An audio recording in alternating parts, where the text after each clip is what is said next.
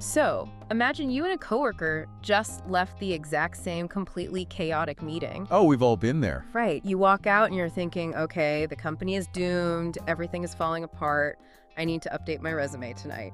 Yeah, full panic mode. Exactly, full panic. Yeah. But your coworker walks out totally energized. They're like, wow, that was a brilliant brainstorming session, it really cleared the air, we finally have a direction.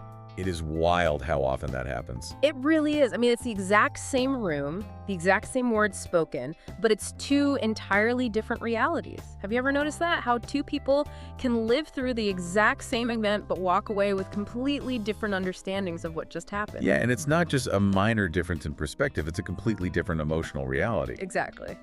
So today, for everyone listening, we are looking at the exact mechanical process that causes that. And more importantly, how you can actually hack that process to stop repeating the same mistakes year after year. It really is one of the most profound quirks of human existence, honestly. And it serves as just the perfect entry point for the material we are exploring today. Yeah, we've got some incredible source material for this deep dive. We do. We are diving into a really comprehensive framework known as the Human Operating System. And specifically, we're focusing on Part V, which is entirely dedicated to learning and transformation. Which sounds intense, but it's so practical. Very practical. And the foundational premise that the source establishes right out of the gate is, well, it's a tough pill to swallow for a lot of people. Oh yeah, it hits hard. It says that growth is not automatic.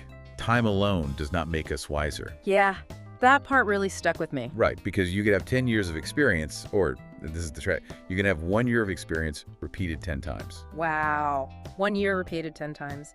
Oh. That distinction right there is exactly why this deep dive is for you, the learner, the person listening right now who doesn't just want to, accumulate random facts, but who wants to fundamentally upgrade how their mind processes reality. Absolutely. Yeah. Because the source material argues very persuasively that experience alone does not guarantee understanding. Right, we're talking about moving from just blindly reacting to your days to intentionally converting your experiences into actual usable wisdom. Yeah, think back to your opening example with a meeting. The person who left energized didn't just passively experience the room, they processed the data of that room differently. So they ran a different software program on the same data. Exactly. And the framework we are looking at outlines a highly specific sequential progression to achieve this intentionally. So where does this journey actually start?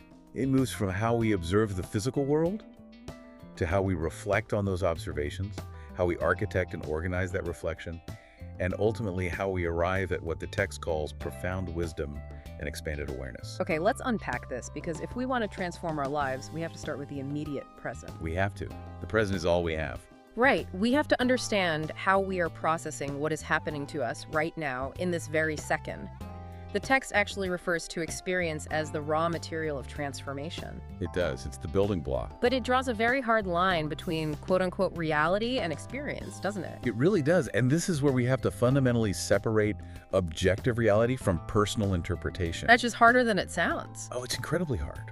The human operating system defines experience not simply as what happens to you.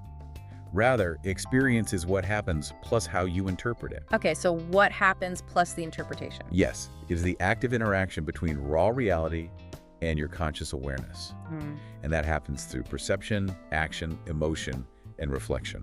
So if we go back to the meeting, reality is just the meeting itself, right? The chairs, the physical volume of someone's voice, the dry erase marker on the whiteboard. That is the objective reality, yes. Yeah. Just the facts. But the experience is my anxiety about the meeting. It's my assumption that the boss is mad, my fear of getting fired. That is a crucial distinction to make.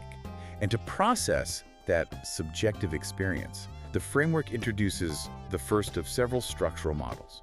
Right, I saw this in the notes. It calls this the Experience Integration Engine, or the EIE. Okay, I have to pause this right here, because I was reading through the source notes, and this framework loves a corporate-sounding acronym. It really does. There are a lot of acronyms. EIUIE key. Let's do the listener a favor and just strip away the jargon for a second. What is this actual engine? It's an 8-stage sequential loop designed to turn those raw, lived moments into lasting wisdom. 8 stages. I mean, that sounds incredibly intense for just trying to get through a Tuesday afternoon. How does this actually play out in a normal person's day? That is a totally fair critique of the terminology. but the mechanism itself is incredibly organic once you actually see it working. Okay, walk me through it. Let's use your meeting scenario.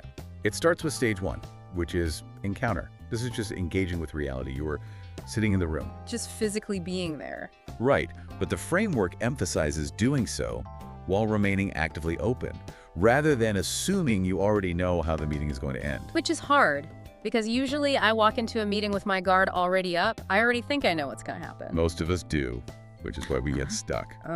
That brings us to stage 2, which is observe. This is where you actively notice facts, emotions, and environmental conditions. So just taking inventory. Yeah, and you consciously distinguish what you observe from how you interpret it. For example, you notice the boss's tone is loud, but you don't immediately label it as angry. You just notice the volume. Just the decibels. And interpretation is stage 3, right, where I actually start assigning meaning to that volume. Exactly. Stage 3 is interpret. You ask what the experience might actually mean, and crucially, you test that against evidence. So I have to actually look for proof. Yes. Is the boss loud because they are angry at you? Or are they loud because the air conditioner in the room is humming and they are just trying to be heard? Okay, that makes sense. What's next? Then comes stage 4, reflect. This is where you connect the current experience with your previous knowledge. Have they been loud before? What was the context back then? So I'm basically scanning my mental database for precedents. Exactly. Which leads directly into stage 5, integrate. You update your mental models or beliefs based on that reflection. Okay, so what does that look like? You realize, wait, they always get loud and animated when they are passionate about a new project, not when they are angry. Oh, wow. That totally changes the vibe of the room. Completely. And then stage 6 is apply. You use this new understanding in future decisions. So instead of shrinking in your chair, you stop, lean in, and actually contribute an idea. Because the threat is gone. Right. Stage 7 is share. Maybe after the meeting, you explain this dynamic to the new hire who looks absolutely terrified. You're like, hey, don't worry. They just get loud when they're excited. Yes. And finally, stage 8 is renew. You return to reality with this expanded awareness, ready to begin the cycle again, but from a much higher vantage point. I want to try a metaphor here to make this really visceral for the listener. I feel like most of us go through life acting like a car's dash cam. Oh, I like that. A dash cam just passively records whatever hits the lens. A bug hits the windshield, a car swerves in front of you. It's all just raw data being logged onto a memory card. It doesn't care. It just captures the encounter. Right. But to actually navigate a life, you can't be a dash cam. You have to be the driver. Yes, exactly. A driver observes the swerving car, interprets the danger, reflects on their current speed, and applies a new behavior by slamming on the brakes. That is a brilliant way to visualize the difference. The dash cam captures objective reality.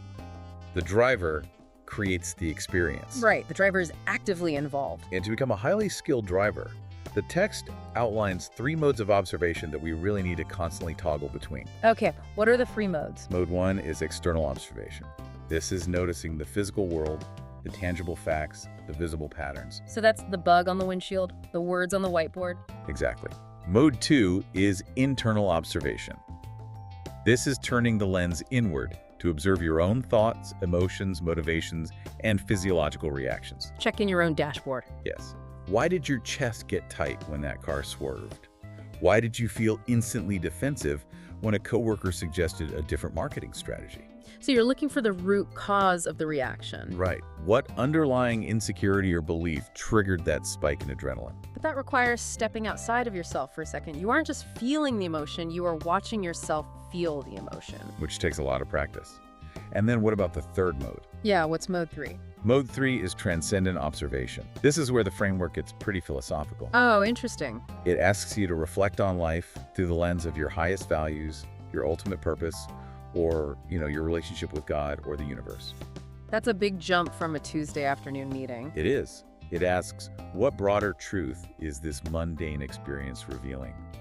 How does this stressful moment align with the person I am actually invited to become? Okay, I see the value in that. I really do. It sounds beautifully enlightened. But I have to push back here, and I'm guessing a lot of listeners will feel the exact same way. Go for it. The text itself points out that most people only notice their emotions. And honestly, I completely get why.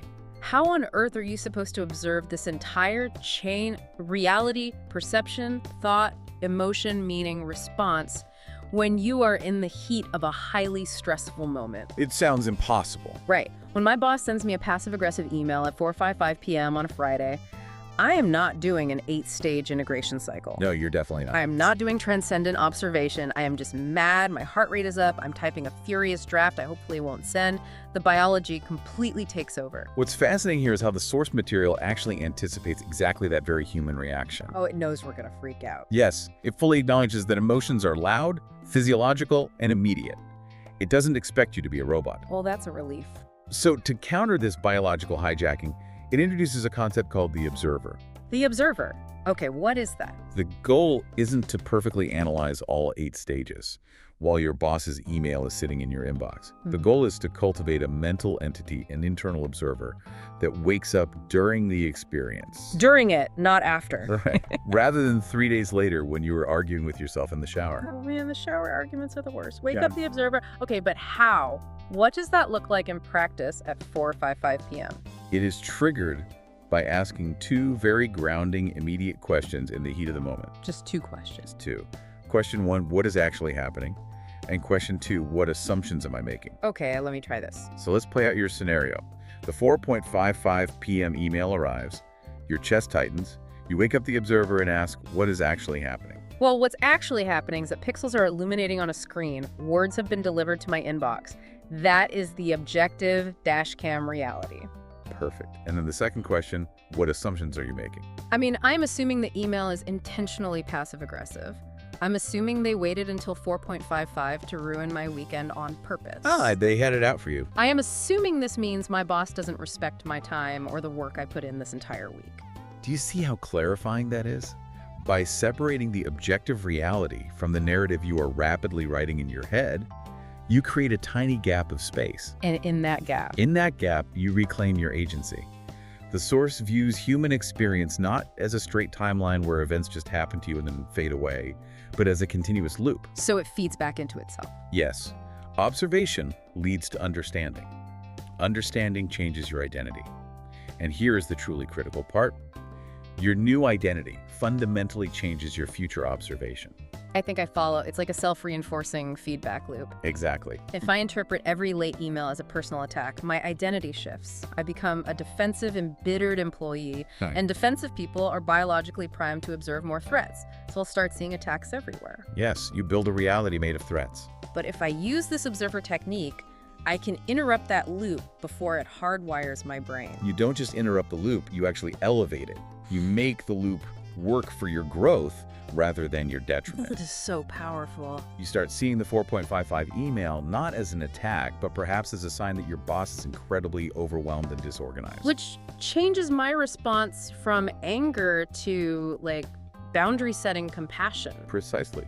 But, and the text strongly cautions about this elevated loop will evaporate into thin air if you rely entirely on your flawed, easily distracted human memory. Because we forget everything. We forget our own hard-won insights so incredibly quickly. Which means we need a designated place to catch these insights before they vanish. We've talked about experience being the raw material.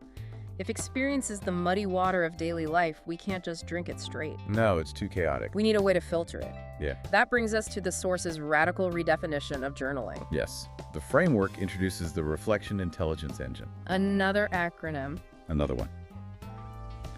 But the core tenet here is completely paradigm shifting for how most people approach personal growth. It says that journaling is not writing, it is thinking made visible. I love that phrase so much. Thinking made visible. Most people view a journal as a historical diary, Yeah. just a chronological log of mundane events. Like I woke up, I had coffee, I went to the store, I was annoyed at traffic. Right.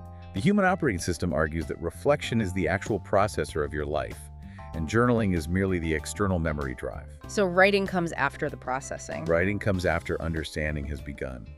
It is a deliberate tool to crystallize and distill the lessons you are extracting from your daily loops. I want to use a different metaphor here just to avoid the usual computer analogies. Think about distilling water. Your daily experience is muddy water. It's full of emotions, noise, other people's opinions, random events. It's a mess. Right. You can't drink it, it'll make you sick. Journaling is the boiling process.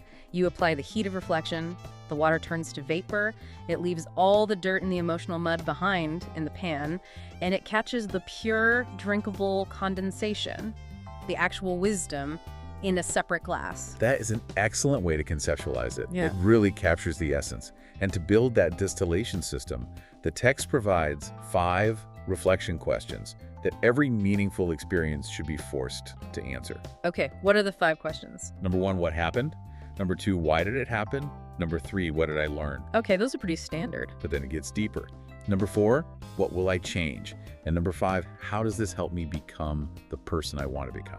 Let's focus on those last 2 for a second. What will I change, and how does this help me become who I want to be? They change everything. If I ask myself those 2 questions after a really bad day, it totally shifts the exercise. It takes it out of the realm of a Dear Diary venting session and turns it into a high-level strategy meeting with myself. Exactly. You aren't just complaining about the mud anymore. I'm figuring out how to stop stepping in the puddle. It moves you from a passive victim of your day to the active architect of your future. But to properly architect a life, the text doesn't just suggest buying one generic notebook. Oh, this is the part that blew my mind. Yeah, it actually proposes maintaining 5 distinct journals. 5 journals. I mean, I can already hear the listeners groaning in their cars. That sounds like an impossible amount of homework. Who on earth has time to maintain 5 separate notebooks? It sounds totally intimidating initially, I admit, but it is entirely about categorization and retrieval. Retrieval being the key word. Think about a physical house. You don't store your lawnmower in the kitchen, and you don't keep your vegetables in the garage. Hopefully not. Everything is a designated environment based on its function. The 5 journals serve different functions. Okay, let's go through them. First is the daily journal. This is your mental clearinghouse.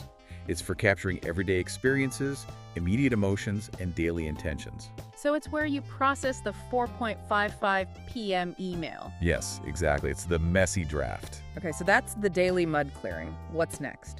The learning journal.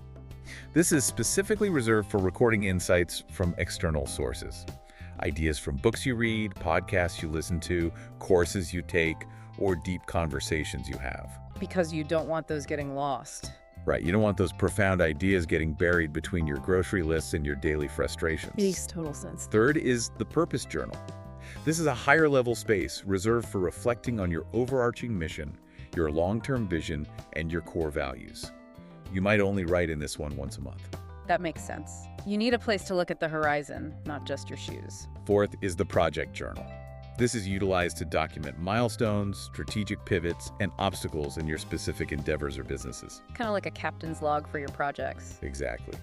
And finally, the wisdom journal. This is the ultimate distillation glass in your metaphor. The pure water. It is where you collect timeless principles, recurring life patterns, and absolute truths you've discovered. You transfer only the highest quality insights from the other 4 journals into this one. You know, when you explain it like that architectural separation, it actually sounds like a relief. It really is. Because right now, if I have a brilliant idea for my business, I scribble it in the same notebook where I wrote down my frustrations about my broken water heater. And good luck finding it later. Exactly. 6 months later, I can't find the business idea because it's buried in irrelevant noise. Yeah, Categorization lets you actually retrieve the data. precisely. It builds a usable archive of self-knowledge. The text frames this entire practice beautifully as an ongoing conversation with yourself. I like that. It is a dialogue spanning time between your today self, your tomorrow self, and your future self. When you write an insight down, you are quite literally transmitting a message through time for your future self to receive. Like, hey, future me, I know you think you can function on 5 hours of sleep, but I'm writing this to tell you that you are an absolute monster in that morning meeting today. Go to bed. Yes, you become your own mentor. And the true power of this system isn't found in analyzing a single entry. Because one entry doesn't tell you much. Right, one entry is just a solitary data point. But when you review hundreds of entries over a span of months or years, you begin to see patterns. And patterns are everything. They are everything. What specific habits keep preceding your best days? What types of conversations or people consistently drain your energy? What environments trigger your deepest focus? You start to see the matrix of your own life. The text argues that these invisible patterns are the actual operating system running your life. I want to pause the conversation right here and just ask you, the listener, a direct question. It's a good time for it. Think about your own life in this exact moment. How many thousands of days have you lived? I mean, if you are 30 years old, you've lived over 10,000 days. If you're 50, you're pushing 20,000. That's a lot of data. Out of all those thousands of days, how many have you actually sat down and studied to see your own patterns? If you don't study your days, you are just blindly hoping you get wiser by accident. It is a really sobering reflection. A life that is not examined may still contain pockets of wisdom, sure, but a life that is intentionally reflected upon is exponentially more likely to recognize, preserve, and actively apply that wisdom. Okay, so let's say our listener gets entirely on board with this. They're doing the work. They start observing their daily loops, they aren't getting hijacked by their emotions, they are writing in their categorized journals, and they are finally seeing their patterns. They are distilling their muddy water. That's huge progress. But eventually, if you only ever study yourself, you are going to hit a ceiling, right? You run out of your own internal data. You definitely do. To keep growing, you have to actively pull in new knowledge from the outside world. Which brings a fundamental shift in the framework. Yeah. We move into the knowledge integration engine. Another engine. Yes. And this entire segment is dedicated not to what we learn, but to how we learn. That is a huge distinction. As the source acutely notes, traditional education structures heavily emphasize what to think. They provide information to memorize for a test. Just cramming for the exam. Right. But the human operating system is entirely focused on how to process information so that it actually alters your behavior. Because in this specific framework, learning is not defined as memorization. No, not at all. The text makes a very bold claim here. It says, learning is changing. If I read a 400-page book on productivity, and the next day my behavior doesn't change one single bit, I didn't actually learn anything. No, you just consumed nonfiction entertainment. Just entertainment. I love that framing. That is the uncompromising core definition. Learning is the intentional, active process of transforming raw information into understanding, transforming understanding into practical ability, translating ability into lived experience, and finally distilling that experience into wisdom. That is quite the pipeline. To facilitate this transformation, the system breaks knowledge down into 4 distinct levels. Let's walk through those levels, because I think people often mistake the first level for the finish line. They absolutely do. Level 1 is information. Yes. Information is merely facts, definitions, and raw data. It is knowing the factual statement that water freezes at 32 degrees Fahrenheit. Okay, basic trivia. It's useful, but it's shallow. Level 2 is understanding.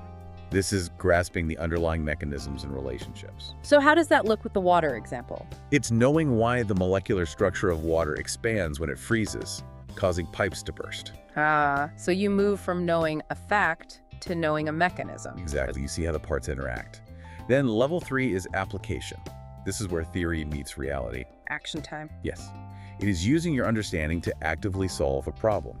So knowing how to architect and insulate a building's plumbing system so that it survives a harsh winter. Fact, mechanism, action. It's building on itself. So what is the 4th level? The 4th level is wisdom. This is the highest tier. It's knowing when, why, and crucially, whether to apply the knowledge at all. Wait, whether to apply it? Yes. Wisdom is recognizing that just because you can engineer a massive dam to control a river's water flow doesn't mean you should, given the devastating ecological impact it might have downstream. Wow. Because information alone will never tell you if you should build the dam. Exactly. Information has no morality. To get from a basic fact to that level of wisdom, the framework provides what it calls the architecture of understanding. The architecture. It lists 6 critical questions that every single new idea or concept you encounter should be forced to answer. Okay, let's hear them. What is it? Why does it exist? How does it work? Where does it connect to other things? How can I apply it? And what does it change? Those 6 questions are basically a defense mechanism against passive consumption. They are a shield, yes. If you read an article about a new economic trend and you can't answer how does it work or where does it connect to my industry, you haven't understood it. You've literally just rented the information for a few hours. Rented it, yes.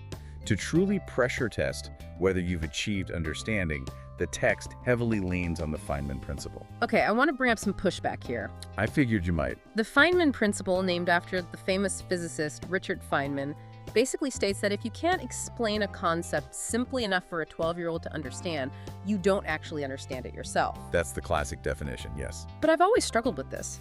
Isn't there a severe danger here? Doesn't dumbing a complex, highly nuanced topic down for a middle schooler strip away the exact complexities that make it true? It's a very fair concern. I mean, we can't explain quantum mechanics or advanced macroeconomics to a 12-year-old without losing the vital math and nuance that actually makes it real. That is a very common and very valid critique, but it fundamentally misunderstands the internal intent of the principle. Oh, really? How so? The Feynman principle isn't actually about dumbing down the objective truth for an audience. It's a diagnostic tool for exposing the illusion of understanding in your own mind. So it's not about the kid at all. No. We as adults constantly hide behind industry jargon, buzzwords, and complex vocabulary to mask the fact that we don't actually grasp the foundational mechanics of an idea. Oh, guilty as charged. We throw around words like synergy and paradigm shift. Exactly. Teaching, which the framework identifies as the ultimate final stage in the knowledge integration process, forces brutal clarity. It strips away the jargon. It forces you to organize your thoughts.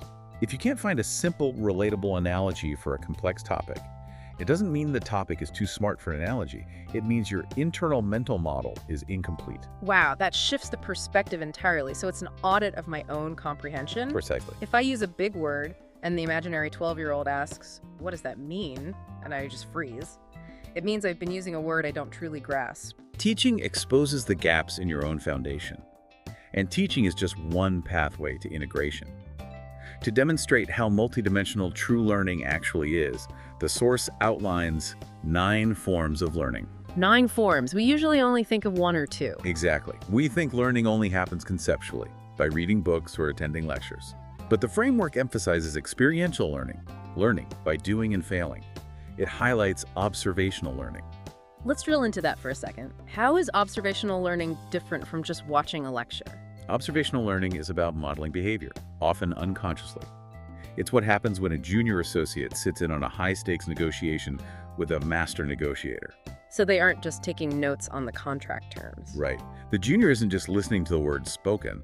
They are observing the micro-expressions, the strategic use of silence, the body language. Picking up on the invisible stuff. That wires a completely different part of the brain than reading a book on negotiation. The source also mentions relational learning through debate, spiritual learning, creative learning by building things, systems learning by mapping connections, and wisdom learning by integrating ethics into our actions. It's a massive spectrum. It really covers every facet of the human experience. Here's where it gets really interesting.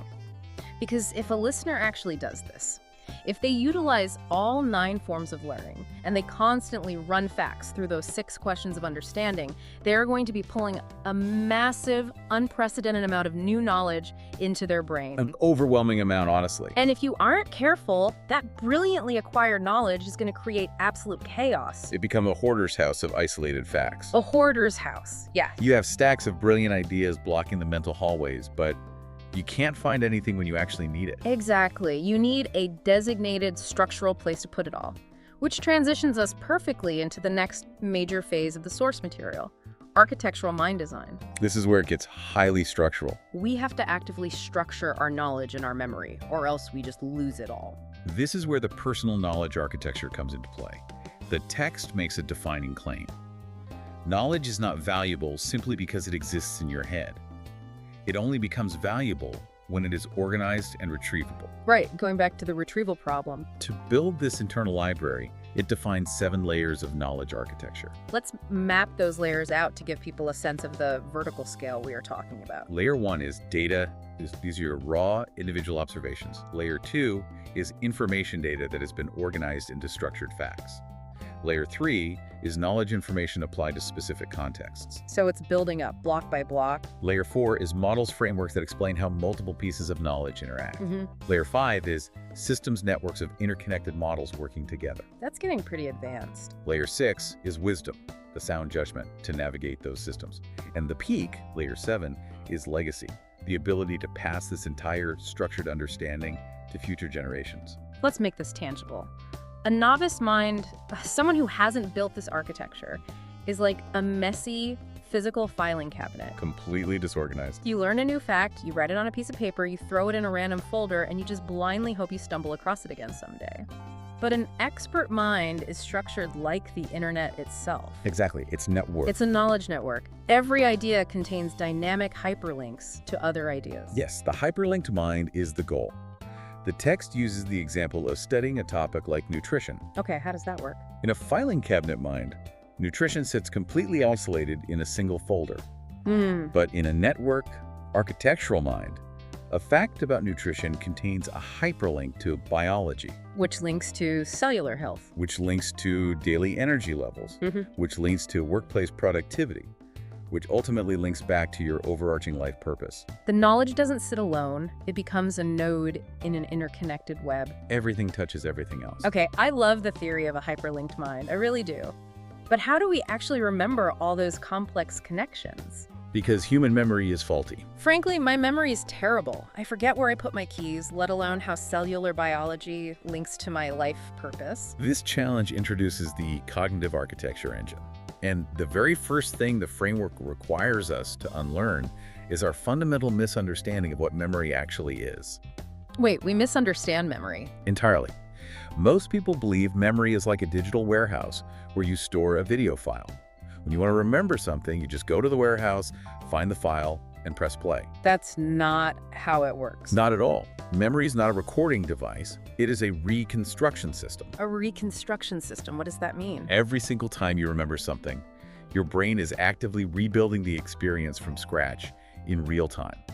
It uses stored fragments, current context, and emotional meaning to render the memory on the spot. That completely explains why 3 different witnesses to a crime will remember entirely different sequences of events. Yes, it's the classic witness unreliability. They aren't pressing play on an objective video file. They are rebuilding the scene based on their own biases, what they were focusing on, and their emotional state at the time. Exactly. The brain is rendering the memory, not playing it. And the text categorizes the fragments we use to rebuild into 4 memory systems. Okay, break those down for me. Episodic memory handles personal events and narratives, basically the story of your life. Semantic memory handles abstract facts and concepts like knowing the capital of France. Okay, story and facts. Procedural memory handles skills and automatic physical habits, like typing on a keyboard or riding a bike. And reflective memory handles personal lessons, morals, and meaning. Okay, so if memory is a real-time reconstruction process, how do I build a mental system that guarantees I reconstruct the important stuff correctly? How do you force it to work for you? Right. How do I force my brain to render the right details? The text highlights a classical, highly effective technique called the method of loci, commonly known as the memory palace. Oh, I've heard of this. It leverages an evolutionary truth about the human brain. We are incredibly, almost flawlessly good at remembering spatial relationships and physical locations. Like knowing the layout of a grocery store. Yes. You can likely walk through your childhood home in your mind right now with perfect clarity. The technique involves taking abstract concepts that are hard to remember and placing them in specific physical rooms in your imagined house. Let me try to build one live on the air to see if I grasp this. Let's do it. So, I picture my current house. My front door is heavy and solid, so I decide the front door represents my core identity. Perfect anchor. As I walk in, the living room is where people gather, so I assign the living room to hold my concepts about relationships and communication. I walk into the kitchen where the food is, so that space anchors all my knowledge about health, nutrition, and energy. The logic is solid. And my home office, obviously, is where I store frameworks about career and leadership. You have the exact right structure. Now, if you want to remember a specific complex framework about negotiation, you don't just try to memorize the words. You mentally walk into your home office, and you imagine the framework sitting on your desk. Like visualizing it as an object. Maybe it's a physical object, like a glowing scale of justice sitting right on your keyboard. By mentally walking through that physical space, you dramatically strengthen recall because the brain naturally remembers the layout of the space effortlessly. It's giving abstract thoughts a physical anchor. Exactly. But what if I have hundreds of concepts? My house isn't that big. I can't cram 100 glowing objects into my home office without it just becoming a mess again. That is where the text makes a profound assertion about how the brain truly encodes long-term information. Spatial tricks are useful, but the ultimate key to memory is this. We don't remember things because we repeat them.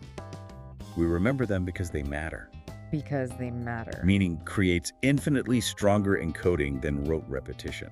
I see what you're saying. If you try to memorize a string of 12 random numbers by just repeating them 100 times out loud, it's exhausting and you will almost certainly forget them by tomorrow morning. Right, the brain discards it as noise. But if those 12 numbers are the winning lottery ticket you are holding in your hand, you will look at them once and you will remember them for the rest of your life. Exactly. Because it has immense life-altering meaning. Meaning is the ultimate superglue for memory. It is.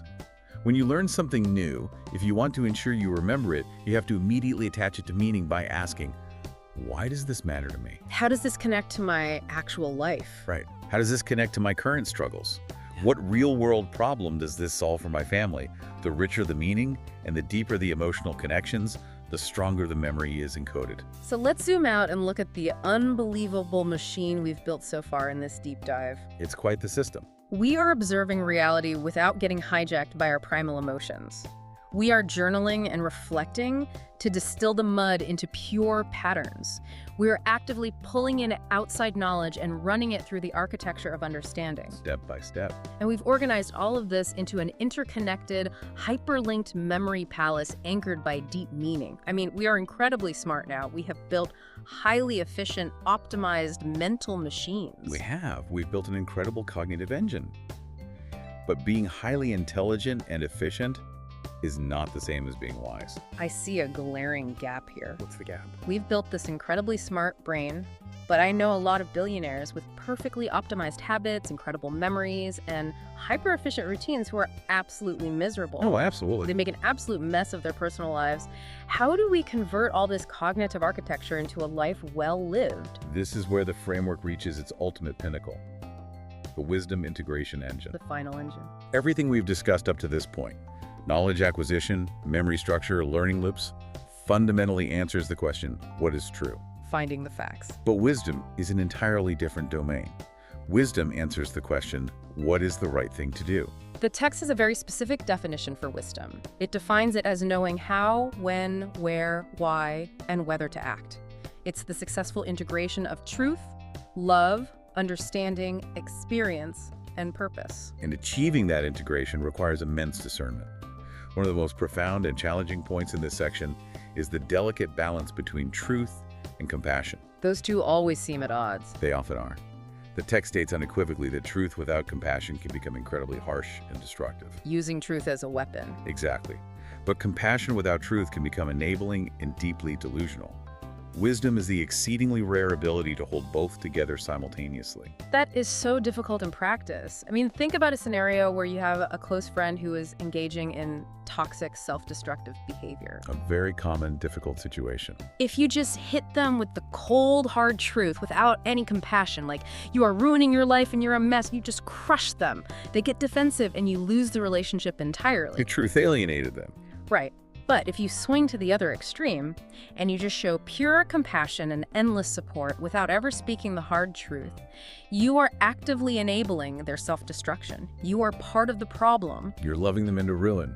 Wisdom is the agonizing process of finding the exact right words at the exact right time to tell the truth lovingly. And that level of nuanced judgment requires profound intellectual humility. The truly wise person is constantly interrogating their own certainty. Questioning themselves. They ask, what don't I know about my friend's situation? Where could my perspective be mistaken? Am I projecting my own issues onto them? So wisdom isn't just knowing the answer. No, wisdom isn't about walking into a room having all the answers. It's about having the right perspective and the humility to listen, which leads directly to the final, culminating evolution in the human operating system, the awareness expansion engine. So what does this all mean? When the text talks about awareness expansion, I'll be honest, it sounds a bit like leveling up in a video game. Like unlocking a new skill tree. Exactly, like unlocking a new skill tree for my brain. Is it just about acquiring more sensory inputs, or is it something deeper? If we connect this to the bigger picture of the source material, awareness in this framework is not a final destination or a merit badge you earn. It's not a finish line. It is the continually widening, ever-expanding capacity to perceive reality as it truly is. Growth isn't just knowing more facts. It is seeing reality more accurately, with greater depth, nuance, and compassion. The text breaks this expansion down into 9 dimensions of awareness. It starts at the foundational baseline with physical awareness, understanding your body, your nervous system, your immediate physical surroundings. The base layer. Then it scales to emotional awareness, recognizing your feelings before they control you. Then cognitive awareness of your own thought patterns, and relational awareness of how your actions impact the perspectives of others. And it continues to scale outward and upward. Systems awareness, the ability to see the hidden societal and mechanical connections governing the world. Ethical awareness, understanding justice, morality, and the long-term consequences of actions. It just keeps expanding. Temporal awareness. Yeah. The ability to think expansively across the past, present, and deep future, until it reaches the absolute highest levels, spiritual and integrative awareness. Okay, spiritual awareness. So this connects back to the very beginning of the source material's broader philosophy, doesn't it?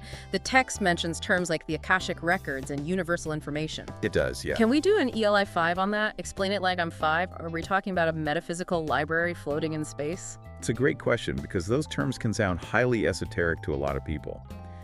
In the context of this framework, you can think of universal information or the Akashic Records not as a literal physical library with dusty books, but as the underlying ultimate structure of reality. The blueprint of the universe. It is the idea that truth, order, and meaning exist objectively in the universe, independent of human invention.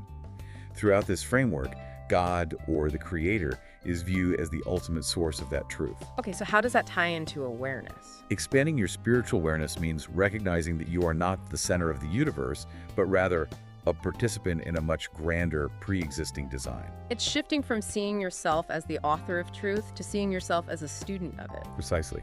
Deepening your awareness ultimately means deepening your understanding of your specific place within that larger reality. It's the profound recognition that your intelligence, your networked memory, and your optimized habits aren't just for your own personal productivity or wealth accumulation. They aren't just life hacks. Right. They are meant to serve a much higher purpose. The text summarizes this progression beautifully. It says that eventually, wisdom stops being an external tool that you use to make decisions. It integrates so deeply that it becomes who you are. It becomes embedded. It becomes your character. And your character, over the span of a lifetime, ultimately becomes your legacy. It becomes the structural foundation you leave behind for the next generation to build upon. That is the ultimate, lifelong trajectory of the human operating system. Let's trace the thread. Unfiltered experience creates the opportunity for learning. Intentional reflection transforms that learning into understanding. Organized knowledge builds the cognitive structure. True wisdom guides the application of that structure. And it all feeds back into itself. And expanding awareness fuels the continual, never-ending transformation of the soul. What an absolute marathon of a journey we just took. We started at the very bottom with the messy, raw dashcam data of a frustrating Tuesday afternoon meeting. We covered a lot of ground. We ran that raw data through the experience integration loop, separating facts from assumptions. We took those hard-won lessons and made our thinking visible through a categorized system of journaling, distilling the mud into pure insight. Building the archives. We learned how to pull in outside knowledge, auditing our true understanding instead of just memorizing facts. We structured all of that like a networked internet inside our minds, anchoring it in memory palaces built on meaning. And then the final piece. And finally, we tempered all that raw intelligence with compassion, humility, and spiritual awareness to cultivate genuine, lasting wisdom. It is an incredibly demanding blueprint, but it is a blueprint for a life that refuses to stagnate. It is a roadmap for perpetual evolution. I want to leave you, the listener, with a final provocative thought to mull over as you go about the rest of your day. We talked earlier about the observer and the profound concept of journaling as a conversation through time with your future self. A really powerful concept. I want you to imagine right now that every single decision you make today, every reaction, every spoken word is being actively watched by your future self. Wow. Your future self is observing you right now, experiencing your today as their memory. How would knowing that your future self is actively watching you change the very next thing you choose to do today? That is a staggering perspective to carry forward into the world. Thank you for joining us on this deep dive. Now it's time to step out of the dash cam, slide into the driver's seat, and start building your own architecture of awareness.